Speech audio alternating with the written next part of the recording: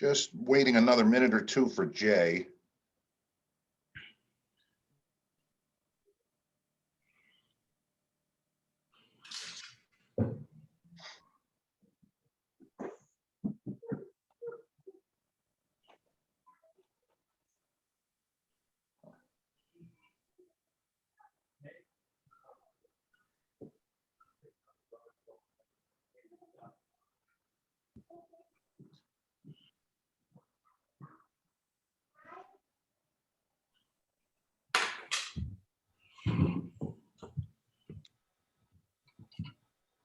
Tom, I don't see Jay in the waiting room, but I'll keep an eye out for him if you want to go ahead.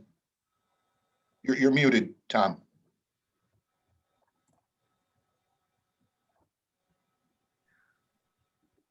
You're muted, Tom. Tom, you're on mute.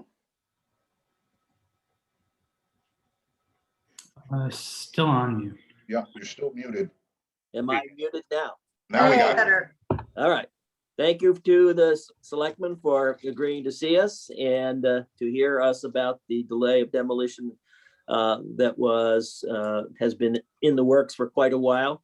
Right off the bat, however, I have a question that needs to be clarified in that, Jim, the version that I think was sent to you lists that the waiting period will be not more than 180 days. Is that the one you have? The original one was, I believe, 90, Tom, and the one you sent me was just the some of the comments that people had made, and it lists they feel it should be increased to 120, 160, or 180. Okay, now I was looking at the emails that were sent to you on the 10th of this month, and it looks like Dennis might have sent you a version that had 180 days. I think the feeling of the commission after our meeting the other night was that maybe 90 days is not sufficient, and we wanted to get the sense of the selectmen, what they thought about maybe moving it up to 120 days, 160 days. The Connecticut Preservation Trust recommends 180 days, but we also wanted to be sensitive to the nature of the town, if you will. So if anybody else wants to join after me. Sally, did you want to? I remember in our discussions about it, not wanting to unduly burden homeowners by having to wait 180 days. So we lowered it. I wouldn't mind if it went to 120, but I really wouldn't want to go much more than that. Mm-hmm. What do the selectmen feel about that? Dean, I I don't know you. How are you? Oh, I'm sorry. I apologize. Great, no, thank you. I would echo Susan's sentiments, Tom. I think half a year is a long time to hold up a project potentially. And it would seem that, in a 4-month period, you could probably get quite a bit done. Okay. What does the rest of the commission feel? That work? I think my concern, and I think I would agree with the 120, and I think 90 is a little short. And the reason for that is because of the mechanism, unless we able to, even if we're able to clarify it, the mechanism now in regards to the application for demolition comes in, and the building inspector gets it, and then it's supposed to go to the historic commission and so forth. Whatever the mechanism is, I anticipate that it would take a good month just for the mechanism to get to the appropriate evaluating body before it could even be evaluated. And then there would have to be a time to evaluate it and title search or whatever else goes on in order to properly evaluate the building. So it seems to me that 90 days would fly by pretty fast in order to accomplish what's necessary, especially with some of our older isolated buildings that probably haven't had a title search in a long time, and one thing and another. So I'm more inclined to go 120 myself. What do the selectmen think? Well, weigh in. I certainly would defer to you. That 120 seems reasonable. I'm sorry to be a little daft on this. You might have to back up and explain for the somewhat handicapped member of the selectmen or selectmen. You're talking about a minimum here, right? Not a maximum. These are a waiting period, not more than. Right. What happens is that it's a waiting period of 120 days before you grant the delay of demolition. And in the meantime, the way the ordinance is written, there is a historical review committee that would be notified by the town building official, and they would review whether this structure, and the criteria is such that if they have to decide whether the building was significantly important to the history of Washington, or is it just it didn't play a great role in the history of Washington, therefore it doesn't matter whether it's demolished or not. The motivating issue for us was that a number of houses in town are not in the historic district, and there are quite a few houses that have importance for the town, and we lost the John Gunn house because it was not in a historic district. And so that motivated us to try and have a town-wide delay of demolition ordinance. And we wrangled over the period of time. And when Bill wrote this, he actually modeled a good portion of it on delay of demolition ordinances in about 40 or 50 other towns in Connecticut. We haven't had one. New Milford has one, Litchfield has one, most of the surrounding towns have one. So that's what motivated us. I think what ended up being the sort of a concern to the commission that as we reviewed it again, and I apologize for us feeling that we needed to do that, but it became clear to us that perhaps that because the town building inspector is part-time and not particularly versed in historic buildings, that the ordinance should include that when an application comes in, that automatically the historic review committee would be notified, which isn't the way it is currently worded. And also it was felt that perhaps we had omitted having a reference to the Gunn Historical Museum, which is very much a protector of the town's legacy. So those were a couple of things that we wanted to add, or thought we would at least bring up to your consideration and see what you thought about that. I think the review committee is a great idea. It's a safety gap, an added safety that takes it out of the hands. It puts it in the hands of people who know best about the history of the town and whatnot. Would that committee operate as a subcommittee of the historic commission, or would you? No, I think, Jim, under the state statute, the Historic District Commission basically works under the state statute just for historic districts. So I think it would actually require the town to appoint a historical review committee. And, this sort of leads into the question you had about getting a certified local government certification for the town. That actually would require a historical review committee as well. So, under the state statute, and under the CLG application, they say that the people who could be on the historical review committee could be town archivists, archaeologists. They also suggest people who have building experience. I know that some people think that might be a conflict of interest, but it would make a lot of sense if someone would understand the structural nature of a building, for example. I would agree, and I would also, it might be difficult to have those sort of restrictions, engineers, developers, construction designers, when we have a relatively small pool to choose from to begin with. And I've always seen or trust that anybody with a direct conflict would recuse, I would hope. Right. So I don't particularly have a concern that there would be designers or architects or construction people with familiarity with construction on a historical review committee. I think the more important thing for the commission was that they weren't sure, given the part-time nature of the building official, that that he shouldn't be the gatekeeper for everything. I would agree. Jay, Dean? Yeah, I agree. And to Dimitri's point, I want to make sure, I certainly will defer to you all, and thank you, Tom, for that very concise explanation. That helped me a lot. To Dimitri's point, I mean, what we're really protecting here, you're trying to be kind to homeowners to allow them to move along with projects.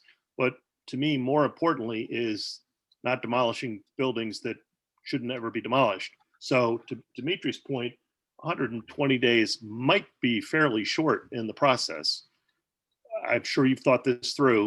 180 days maybe is a little too long, but you know, half a year is not that long when you're taking on a big project like a demolition and you're dotting your I's and crossing your T's. It takes some time to go through the various, I mean, more than 90 days, certainly, to get just things aligned. So 6 months to me is not that burdensome, where we're not going to make any mistakes.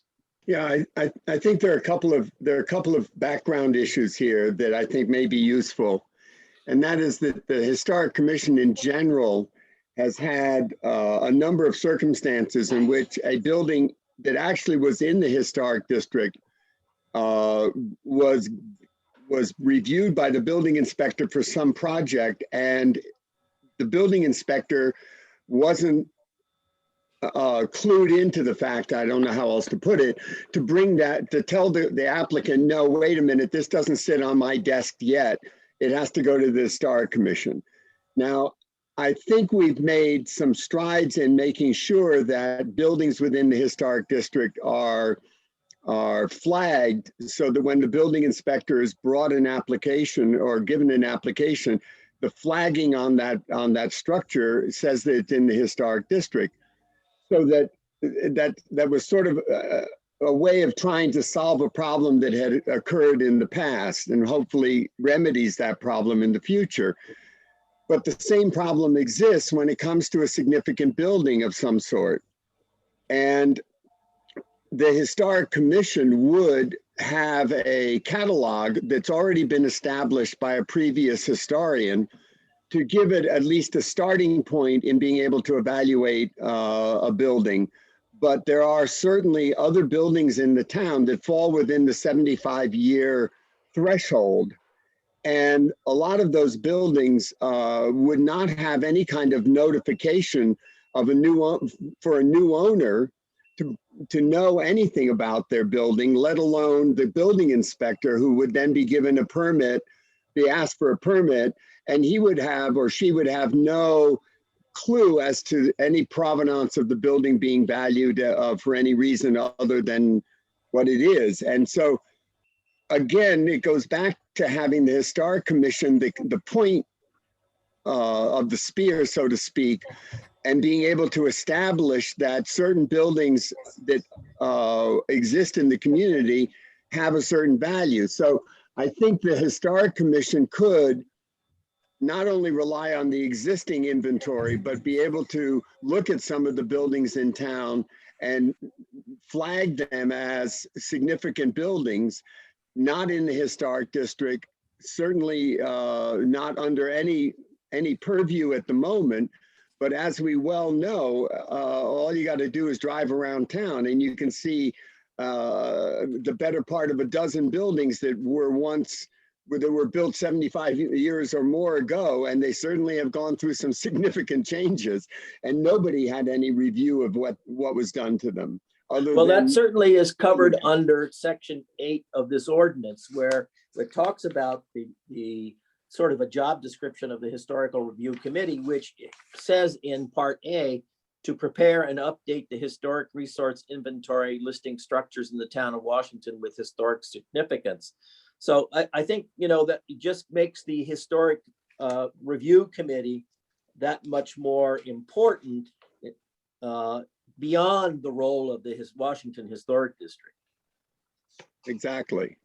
So Tom, can I just a quick, I'm sorry I joined late, but the quick question about, you had mentioned earlier that the Historic Review Commission cannot be the same as your current committee. Is that correct? That would be my reading, because we are empowered under the state statute for historic district commissions. Can people overlap the two? Because it seems you guys as a group already are educated and have a lot of input in what's going on in the historic commission. You certainly have the knowledge of many other buildings. Can there be? Yeah, I don't think an overlap is a problem. I would want to make sure, though, that we had people on the review committee who had, good knowledge about buildings per Right. se.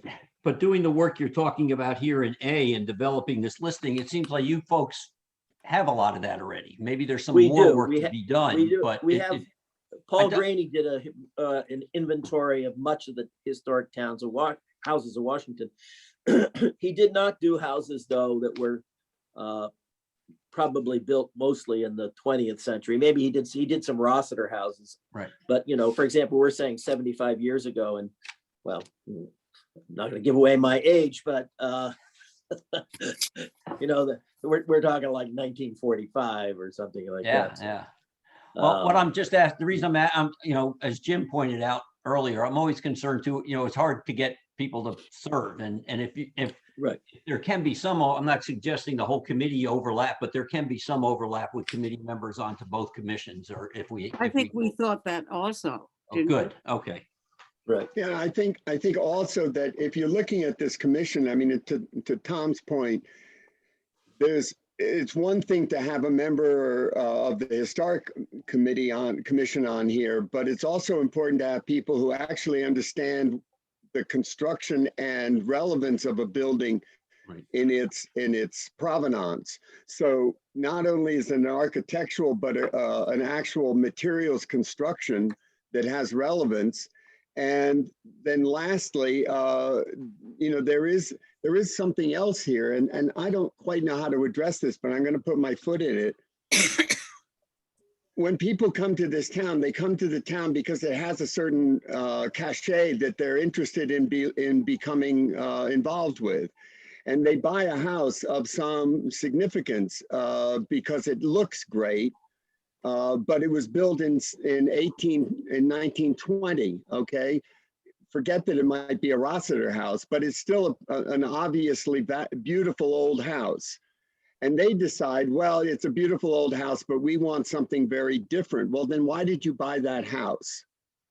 It's not like we don't have land for sale. So we have a house that, from the town's history and the town's feeling, drives by and they see it, whether it's a commercial building or a private building, and they have a certain understanding that that house has a certain value.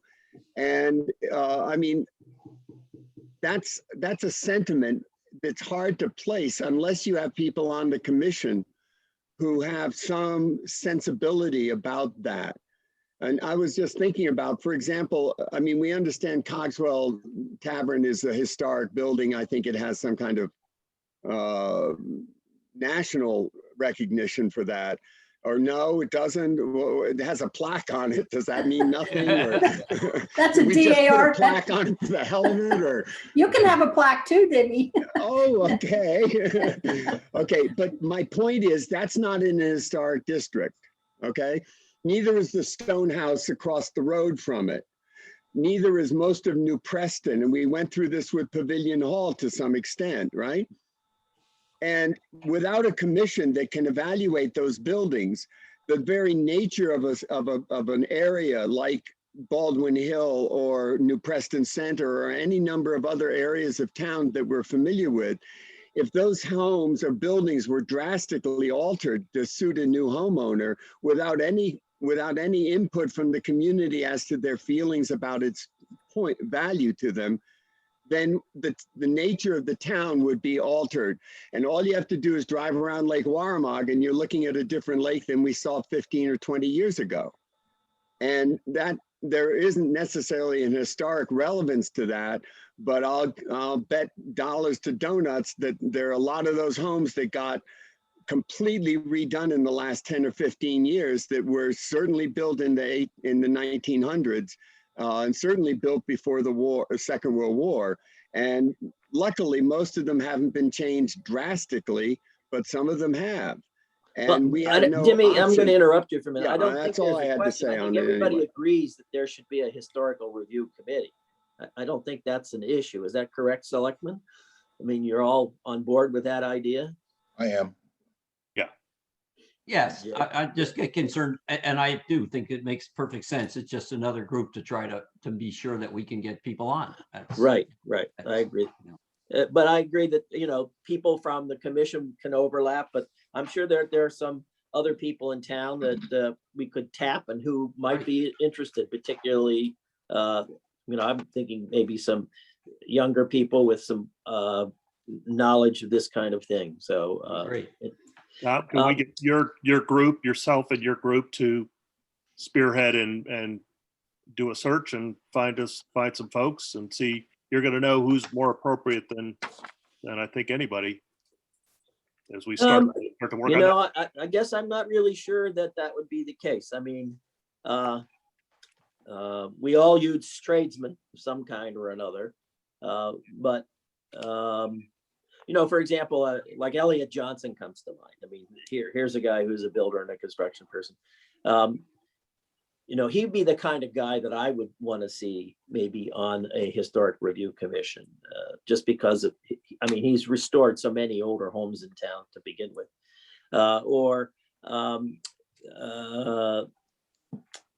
Senior moment. A Peter Talbot or a Reese Owens or somebody like that. Yeah, sure. They would be very helpful to us. One little kind of a nitpicky point on this 120 days. It sounds like we're settling on that, or you're settling on that. When does that clock begin? I think when the applicant comes and puts his application in with the building inspector.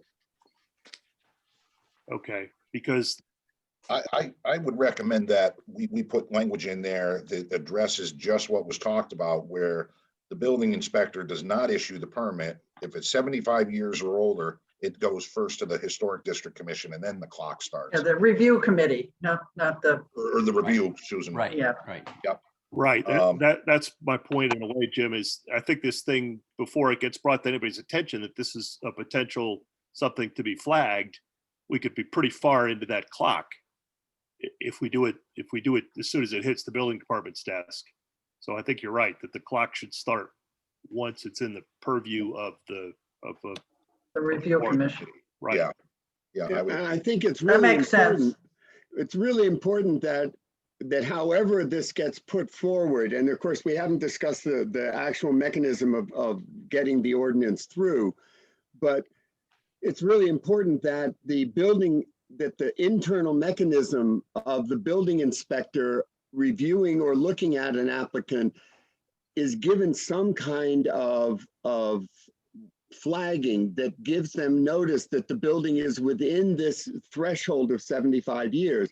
If it isn't actually already established by the Historic Commission as an important building, the very age of the building has to be something that brings up a flag in the building inspector's mind that their then response is to immediately address that to the commission, so that the process isn't lost in some kind of fuzzy, we don't know where we are with this. No, it's a 75-year-old building.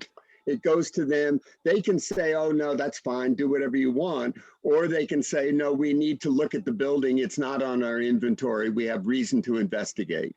So if you went to section 5 of the proposed ordinance, under letter C, well, section 5 says that notice of intent to demolish, publication and posting within 10 days after the filing of an application for a permit to demolish a structure, the applicant shall publish in a local newspaper, mail copies of the notice to be certified to the Washington Historic District. I would add the Historical Review Committee, and in writing from the town building official, any such notices shall be filed with this ordinance. And I would say that would be the point at which the clock would start. Does that make sense? Can you go back over that a little bit, Tom? Yeah, in section 5, under letter C, these are the requirements of the app for a filing for an application for a permit, the applicant shall mail copies of the notice to be certified by certified mail to the Washington Historic District. I would say the Historical Review Committee. Right. And let's add the Gun Historic Museum, just for giggles, and any Washington taxpayer who has requested in writing from the town building official copies of such notices pursuant to this ordinance. The town building official shall maintain the list of those requesting to be so notified and shall delete from those lists who do not annually renew in January in writing the request to be notified. I'd get rid of that line. And I think, Tom, that's the place to say, this is the point that your 120-day clock of begins, the waiting period, Uh-huh.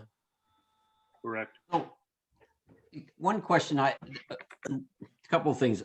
Dimitri, I think we're looking and putting money into our budget for next year to purchase some land use software, which will hopefully allow us to process forms more uniformly and quickly and give access to more people. And I'm thinking in that process, it would seem like we should be having an ability to flag homes that you're talking about, you know, the note to and so next time we look at some software, we're going to ask about it with some folks, but that seems like if we can go through with that, Jim, and that would be a great way to keep track of and have that be flagged in any kind of when anybody comes in and whether it's, and that I would assume given software, you can write it so that, you know, the notice could automatically go to the Historic Review Commission and wouldn't have to wait for the, you know, for somebody to post it. But is it, do we think it's I'm just trying to think about how do you identify, we have some homes identified in the historic district. So we have an overlay already of historic districts, so we can do that. That's not a problem. But those other homes that are out there, do we have a way of identifying them now, or would you, or so that when they come up, if somebody wants to do something, they're automatically flagged, or is it just going to have to be any home 75 years or older? As the way it stands now, yes, any home that's 75 years or older would get flagged, and then it would be the job of the Historic Review Committee to say, well, yeah, it's 75 years, it's older than 75 years, but it doesn't really have a pertinence to the history of Washington, Connecticut. I mean, no great event happened there. So Right. George Washington didn't sleep there, or Right. you know, Jim Britton or somebody, yeah. Famous and infamous. I think there's a simple way to help this thing hit the ground running, so to speak, if it's voted in at a town meeting, is build a database through the assessor's Well, that's office. sort of, yeah. From 75 to 100, and each year simply renew, add on, you know, after 75 years, okay, next year, here comes the next crop, Yeah. and add those in, distribute that list to the building official's office. And I would highly recommend we distribute it to the realtor so we can avoid some of the problems that happen when people buy a home in town. Yep. Whether it's unintentional or whatever the case may be, and they weren't informed of how things work in town, to say, please let your clients know that there comes some responsibilities with the purchase of this property. I like that idea of the assessor's database being shared with the building official, because the assessor's database always shows the age of the house, correct? And that's shareable now. I mean, they should be able to, that's accessible to any of us now. Yep. So, I mean, we can, and I'm happy to, you know, help the commission with that and build that database, either whether it's through Sheila's office, the assessor's office, whatever the case may be, and build it out to whether it's 90 or 100 years. So all we simply have to do year after year is add to that. yeah, it's a great way, Jim. Yeah. That's good. Some of the towns also say 50 years. We thought that was too young. Some do 100 years. We went with 75, sort of in the middle there. The Paul Graney book that Tom is referring to has about 172 structures in it. Some are churches, some are barns, some are houses. So it's a pretty comprehensive thing, but it was done in what, 2006 or something like that. Oh, So even longer ago. okay. So we have a lot of catching up to do, but he did a Good fantastic starting job. point. Yeah, it's a very good starting point. And it describes the type of house it is, what the historic building part of it is, and then the history of the house, if that is also applicable to this Right. thing. So is there think any, And Jim, this goes back to your whole question of trying to get the town listed as a certified local government. Because if you do that and it's accepted, then you can apply for non-matching grants to do exactly that, to build up the inventory of your houses. So there is money for that if we get this certification. And by the way, I got all the application material the other day and I will forward it to you. Thanks, What Tom. is And that, I Tom? agree with Sally. I think 50 is probably too young. I feel like I should be reviewed for demolition. One thing that Sally pointed out was that she mentioned barns. And I think that's a really important thing to keep in mind, because part of the landscape of the town is not just the houses, but it's also the agricultural history of the community. Right. And just as a point of reference, there was a barn at one point that was lost. And it was nobody knew, it was probably falling down. Nobody paid any attention, but it turned out that barn had been a safe house station on the Underground Railroad. Wow. And we lost that structure, which we might have been able to save and make note of as part of our history of the town, because that's part of it was part of that process. And I think that's where barns are not just an insignificant, accessory building. They have value also in terms of how we see the town and how we understand a property. So I would ask the selectmen this question then, given the your questions and some of the stuff that we've also raised ourselves, it sounds like in a sense we need to go back and rework this draft of this ordinance. Does that seem correct to you? I would hate to put more work on the work you've already done. You've done a great job, but it sounds like to tighten it up a little, Tom. And and then I think I would put the onus on Jay, Dean, and myself to sell this at a town meeting. We're all in favor of it. We understand the nuances of it, and get the Board of Selectmen behind it. The one thing I didn't see, and you probably considered it, but it all talks, the ordinance all references demolition.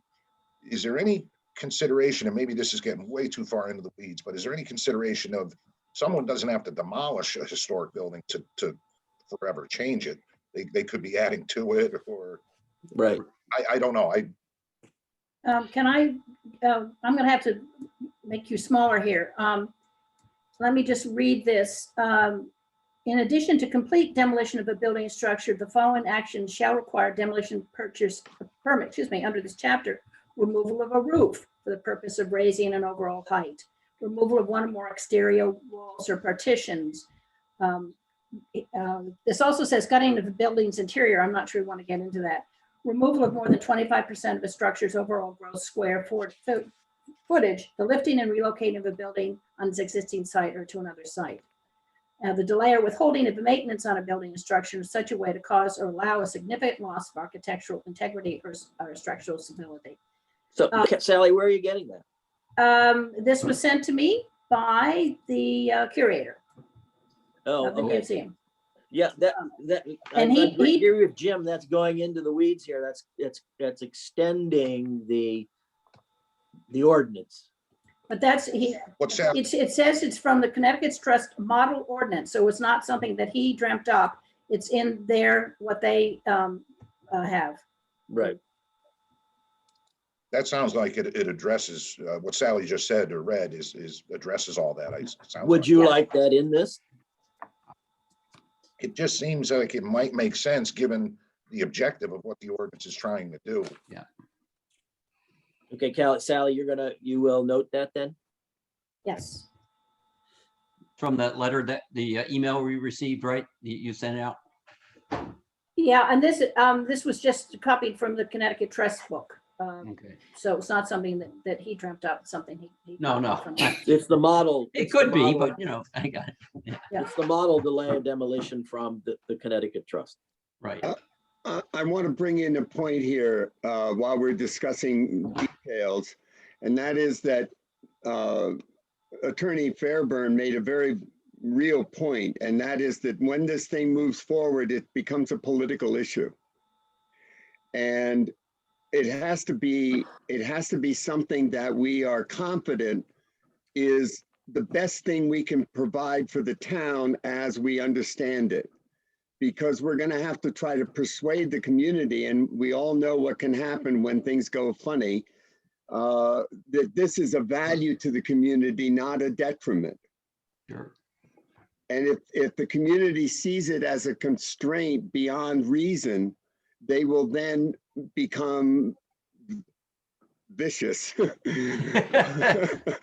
as opposed to sort of nodding their heads and going, yeah, well, okay, yeah, it would be nice. Fine. Yes. And I think you as the political body that's going to be bringing it forward, it's very important that you as the selectman body feel absolutely confident Right. that you have something that you are not only proud of, but also feel can be persuasive enough to pass a town vote.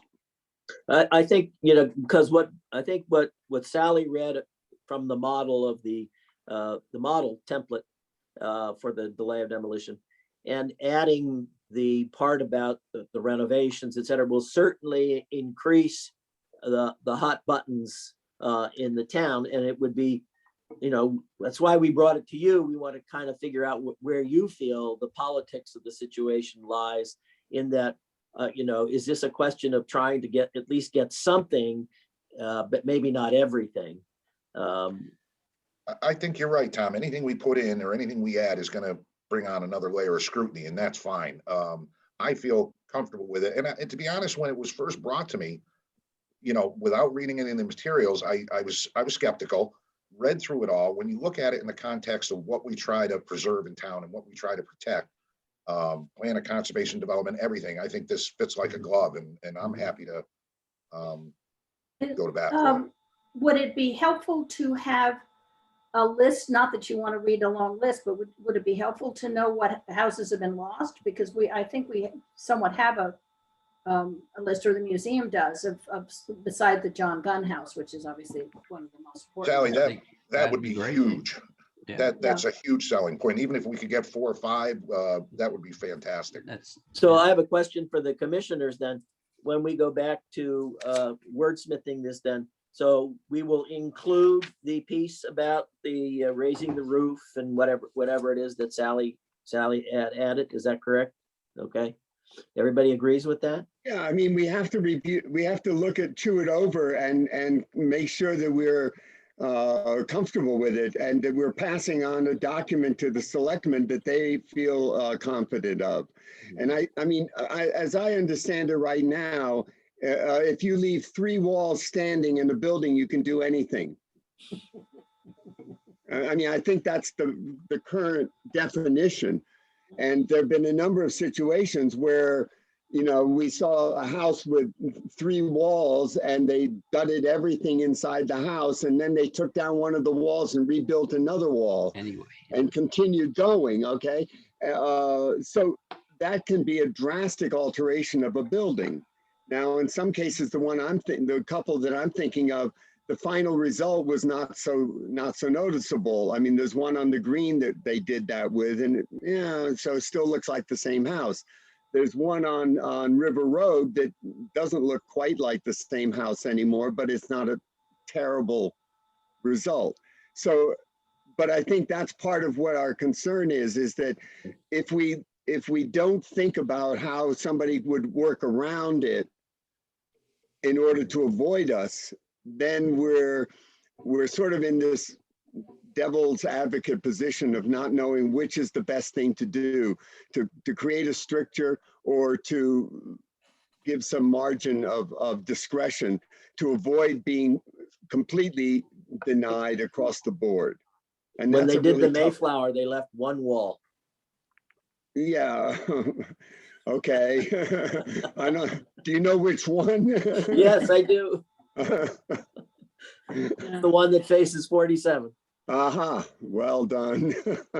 Well, and I think the point of the last thing that I read about, you can't just let things go and then all of a sudden it gets condemned. I mean, that's, it's that bad. Yeah. Either that, do something now and apologize later. Well, we don't want to get into that either. I mean, Well, certainly with barns, that applies significantly with barns. Yeah, Because that that's, That's a- called, happened. that's called There's that demolition beautiful by barn on neglect. Calhoun Street.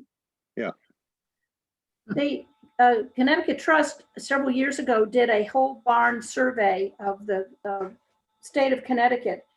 And Washington was not done because there weren't any volunteers or the energy to do it, which is too bad, because all they wanted you to do was to go around, take a picture, say where it was, and then it got into some kind of a data sheet. And Oh, our barn is on the Connecticut Barn Trail. right, but it's not Now part it's of almost falling down. but it's not part of that particular study, and that, exactly. This is why we're getting younger people like Brandon to be on the commission. See, And run around. they have more energy. So from what I'm gathering from the selectmen, and I don't want to belabor this and keep you much longer, it sounds like what you're telling us is to go back, refine this, and we kind of know what points we want to put in based on the model from the Connecticut Trust, and then we would come back to you with another version of this. Does that seem what you guys are saying? I think Yeah. that's great, Tom, and Yeah. we're happy to reconvene and look it over and give it our backing for sure. Okay, commission members, I think what we'll then have to do is call a special meeting. Sally, when are you coming back? May 8th, 9th, I don't know. Okay, We're under construction here. I'm ready to leave now. oh, all right. We can't do it at a regular meeting. No, I think we should have a special meeting, just like we did when we did the design guidelines and everything. That would just become the sole focus of the meeting. So I think it gives us a better chance to wordsmith in case, because I think Dennis would tell you, we've got a few things coming up that will require public hearings. So I think we'll have to have a special meeting. And Zoom works for me, and even if we were back in Connecticut, I'm not comfortable yet being with a Right. whole group of people. So, Right, okay. we're I'm happy perfectly to- nice, we're polite, we're. Right. It's hard to talk with a mask on. Yeah. So I want to thank the selectmen for listening to us and help us refine this a little bit. As you can see, we are a little conflicted in our own minds, and we really appreciate the hard work that Bill did. And he certainly went around to a lot of towns, but the more we look at it, particularly to make it sort of better for the town of Washington, we probably should rethink it a little bit more. Great. Certainly appreciate all your effort. Tom, I for Okay. one appreciate you bringing it to us. I don't think you necessarily had to, and I appreciate that, and especially considering Dimitri bringing up the political side of it. I don't think it's a problem. I don't see it getting much pushback, but then again, I thought Jill Stein would be the president in 2016, so my political savvy is Your crystal ball. yeah. But I've already, but How I've long have had you been blowback already. selectman, Dean? What time is it? What time is it? Let's see. Well, thank you, everybody, then. Okay, And Thank you, Tom. commissioners, I will be in touch. okay. Thank you, Tom. Thank you. Thanks, Thank you. everybody. Thank you Thank all. you. Nice Thank weekend. you. Bye-bye. Bye. Bye. Are we're done, right, Jim? We're zoomed out, Jay. All right, we're not on another one. Okay, No, just to be we're- sure. All right.